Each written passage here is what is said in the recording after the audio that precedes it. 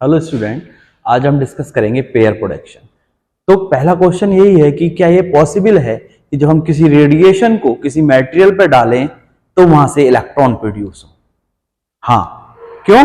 क्योंकि ये मटेरियल जो है किससे मिलकर बना होता है? इलेक्ट्रॉन और पॉजिट्रॉन से मिलकर बना हुआ है। तो ये पॉसिबल है कि जब हम रेडिएशन को डालें तो शायद उस मटेरियल से इलेक्ट्रॉन प्रोड्यूस हो। अब हम ऑलरेडी जब हम लो एनर्जी के रेडिएशन को डालते हैं, लो एनर्जी, तो हमें कौन सा मिलता है? हमें मिला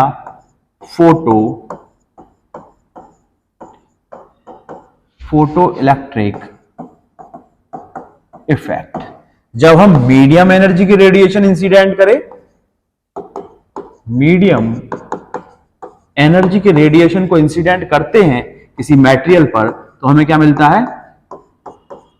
कॉम्पटन इफेक्ट। फिर थर्ड आता है हाई एनर्जी। हाई एनर्जी के रेडिएशन को जब हम किसी मटेरियल पर इंसिडेंट करते हैं तो हमें क्या मिलता है? Pair production.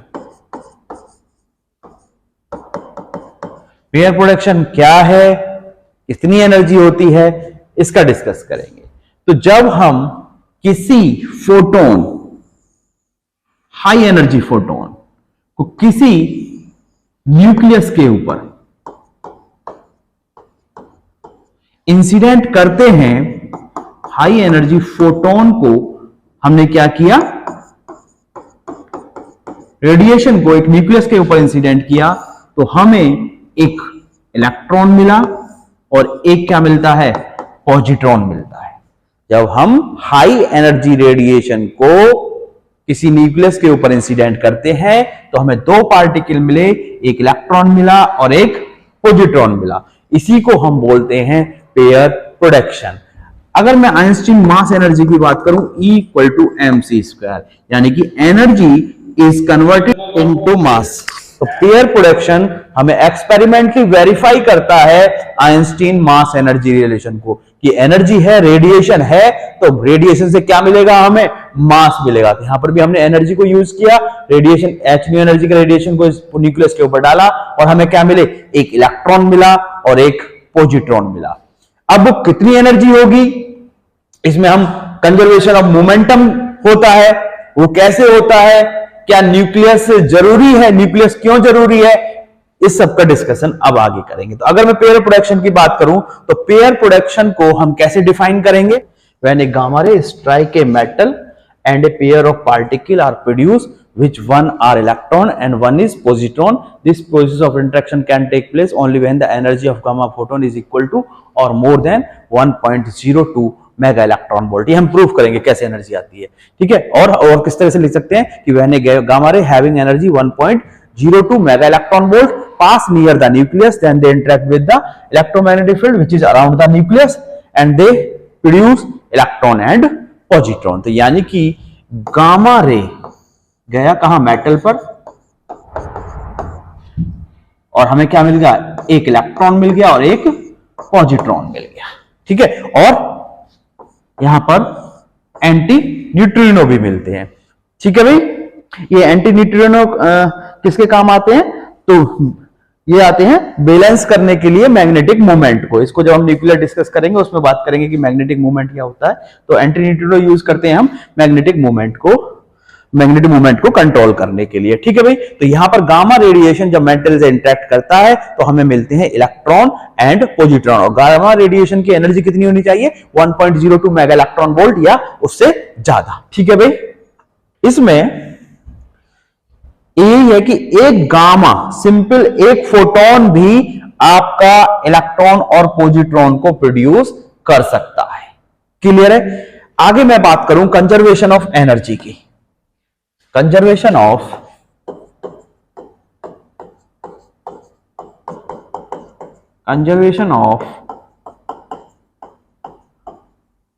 एनर्जी।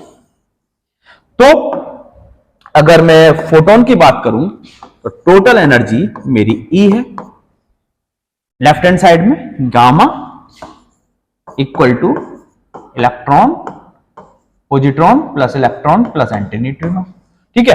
तो टोटल एनर्जी गामा फोटोन की E फोटोन, ठीक है, equal to energy of electron plus energy of positron.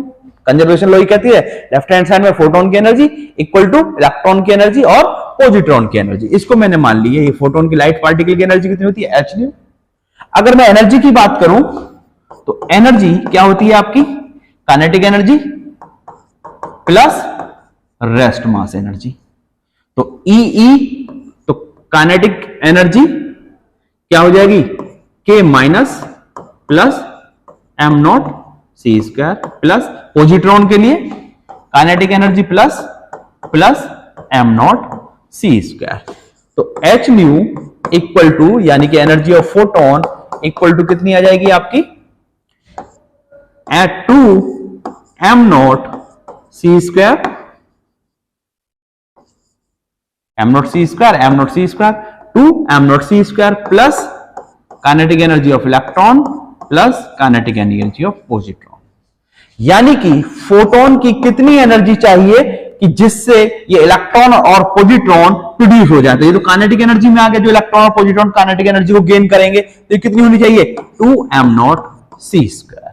इतनी मिनिमम एनर्जी चाहिए ही चाहिए इलेक्ट्रॉन और पॉजिट्रॉन को न्यूक्लियस से बाहर निकलने के लिए, मेटल से बाहर निकलने के लिए। ये क्या है, ये वो काइनेटिक एनर्जी है जो इलेक्ट्रॉन और पॉजिट्रॉन गेन करेंगे। तो मिनिमम एनर्जी रिक्वायर्ड कितनी है, 2 एम नॉट सी स्क्वायर। अगर मैं इलेक्ट्रॉन के लिए for electron M naught C square कितनी आ जाती है आपकी, अगर आप एम नॉट की वैल्यू रखोगे 9.1 इंटू 10⁻⁻31 इंटू ये हो जाएगा 9 इंटू 10⁻16। तो एम नॉट सी स्क्वायर की वैल्यू आ जाती है 0.511 मेगा इलेक्ट्रॉन वोल्ट। तो एनर्जी जो रिक्वायर्ड है फोटोन के लिए वो कितनी हो जाएगी, 2 इंटू 0.511। तो energy equal to 2 5 10 mega electron volt, यानी कि equivalent to 1.02 mega electron volt. यानी कि इतनी एनर्जी तो इलेक्ट्रॉन और पॉजिट्रॉन को चाहिए किसके लिए, न्यूक्लियस से बाहर निकलने के लिए, प्लस जो काइनेटिक एनर्जी गेन कर ले। तो energy required E is greater than equal to 1.02 mega electron volt. यानी कि वही रेडिएशन, वही फोटोन पेयर प्रोडक्शन को शो करेंगे जिनकी एनर्जी या तो 1.02 मेगा इलेक्ट्रॉन वोल्ट होगी या उससे ज्यादा होगी। क्लियर है। अगर मैं वेवलेंथ की बात करूं तो E equal to H nu equal to 1.02 mega electron volt, nu equal to C upon lambda. तो H C upon lambda equal to 1.02 mega electron volt. ठीक है, तो lambda equal to H C upon 1.02 mega electron volt. तो lambda equal to H की value 6.626 into 10⁻⁻34, C की 3 into 10⁸ upon 1.02 mega के लिए 10⁻6, electron के लिए 1.6 इंटू 10⁻⁻19। क्लियर है भाई। और ये किस में आ जाएगी, मीटर में। ठीक है, तो जब इसे आप सॉल्व कर लोगे तो ये लगभग कितनी आएगी, 10⁻12 1.2। क्लियर है। तो इसको हम क्या लिख सकते हैं, लैम्डा इक्वल टू 1.2 पिकोमीटर।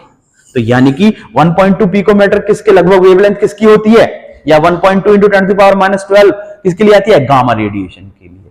तो ये फोटोन वही है जो गामा रेडिएशन जब हम किसी न्यूक्लियस पे इंसिडेंट करेंगे तो हमें क्या मिलेंगे, हमें इलेक्ट्रॉन और पॉजिट्रॉन मिलेंगे। यानी कि उनकी एनर्जी कितनी होनी चाहिए, 1.02 मेगा इलेक्ट्रॉन वोल्ट, और कितनी वेवलेंथ होनी चाहिए, 1.2 पिकोमीटर तक उनकी वेवलेंथ होनी चाहिए।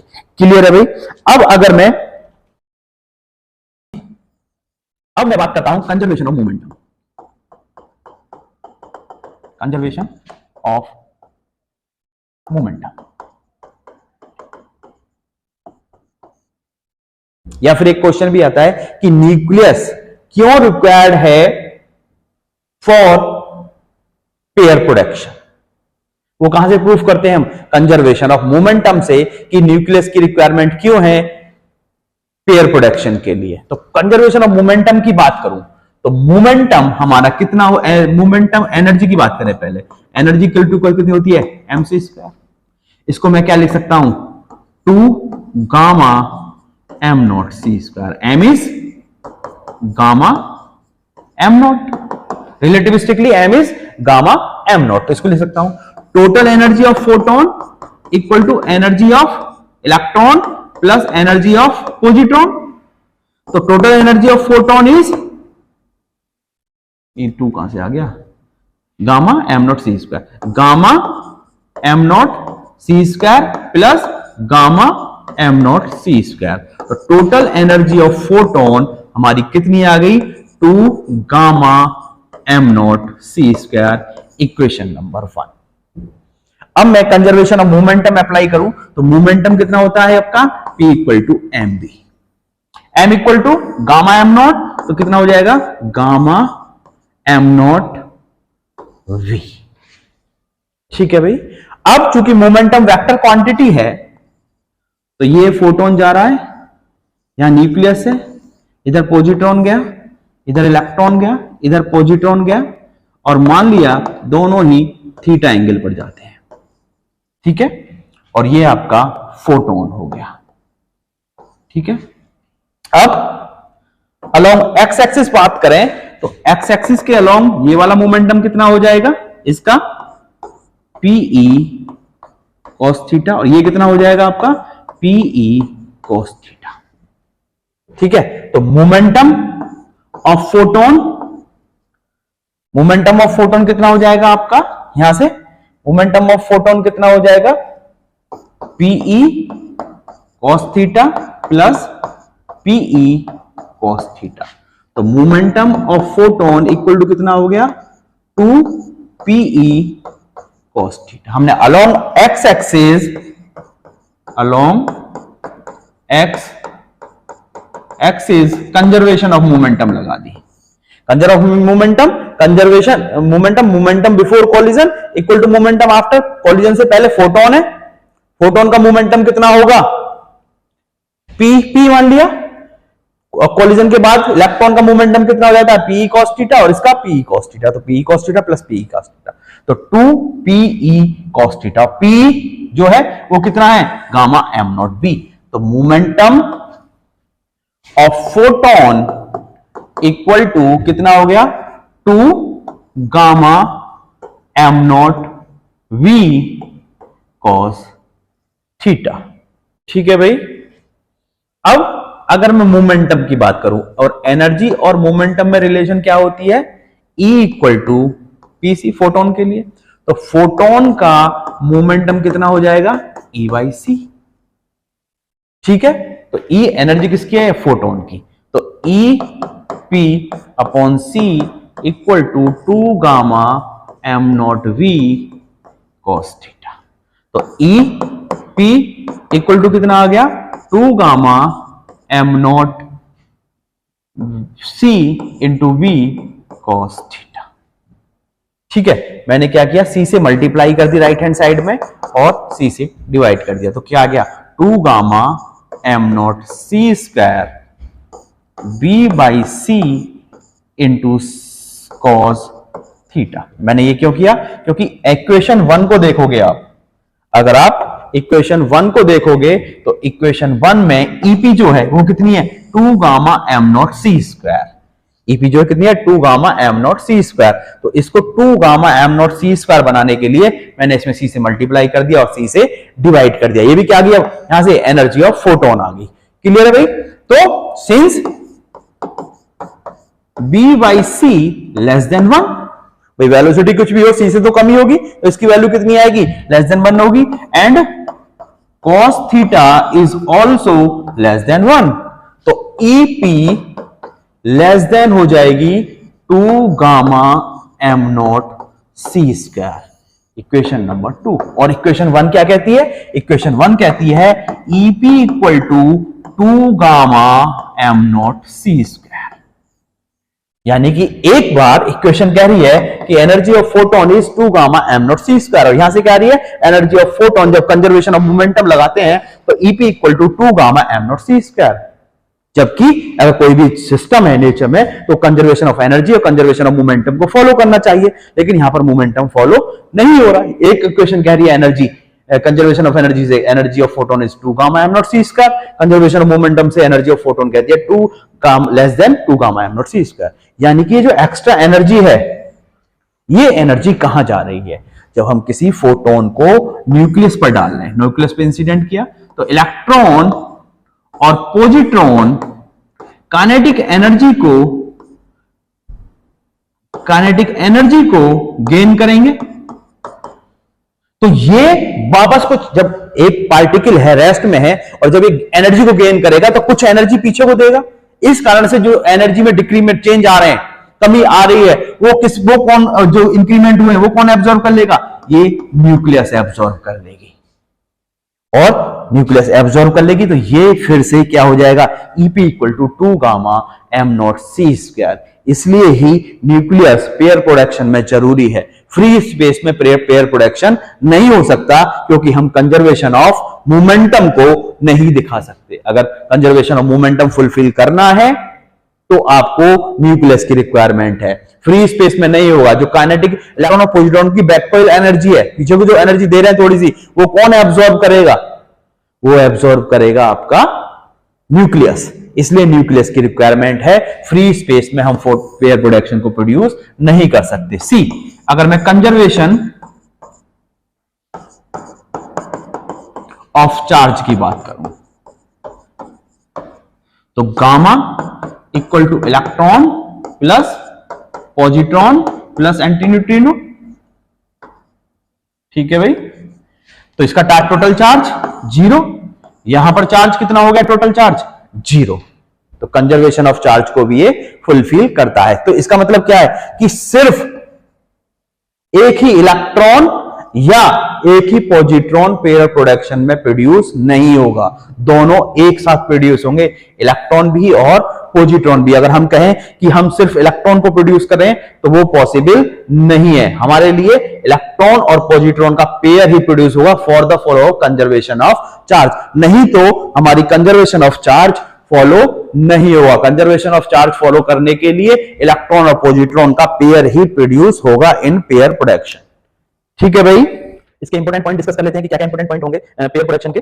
अगर हम इंपोर्टेंट पॉइंट की बात करें पेयर प्रोडक्शन के, तो पहला है कि net charge remains 0, gamma equal to electron plus positron plus neutrino. Total charge कितना रहेगा? यहां पर 0 रहेगा। ठीक है भाई, इट के proof of Einstein mass energy relation. ये किसका प्रूफ देता है? कंसीक्वेंस है, एक कंसीक्वेंस है आइंस्टीन मास एनर्जी रिलेशन का, that is energy is converted into mass. क्या होता है? Energy is converted into mass. We can not produce one electron और वन पॉजिट्रॉन। हम एक ही इलेक्ट्रॉन या एक ही पॉजिट्रॉन को प्रोड्यूस नहीं कर सकते, बस दोनों एक साथ ही प्रोड्यूस होंगे। अगर एक प्रोड्यूस होता है तो यहां से क्या आ जाएगा? आपका कंजर्वेशन ऑफ चार्ज फॉलो नहीं होगा। कंजर्वेशन ऑफ चार्ज फॉलो करने के लिए हमारा दोनों का प्रोड्यूस होना बहुत जरूरी है। It does not produce in free space. इसको हम फ्री स्पेस में प्रोड्यूस नहीं कर सकते due to conservation of momentum. Conservation of momentum follow नहीं होगा। कंजर्वेशन ऑफ मोमेंटम फॉलो करने के लिए हमें न्यूक्लियस की रिक्वायरमेंट है। एनर्जी रिक्वायर्ड, इसके लिए एनर्जी कितनी रहती है? Greater than equal to 1.02 mega electron volt, और मैक्सिमम फोटोन वेवलेंथ कितनी होनी चाहिए? 1.2 पिकोमीटर और 0.012 एंगस्ट्रॉम। ठीक है, सिंगल फोटोन से भी हम पेयर प्रोडक्शन को प्रोड्यूस कर सकते हैं। Pair production occur at high energy and high atomic number Z. High Z पर, हाई एनर्जी पर ही पेयर प्रोडक्शन होगा। तो ये इंपॉर्टेंट पॉइंट थे पेयर प्रोडक्शन के लिए। Thank you.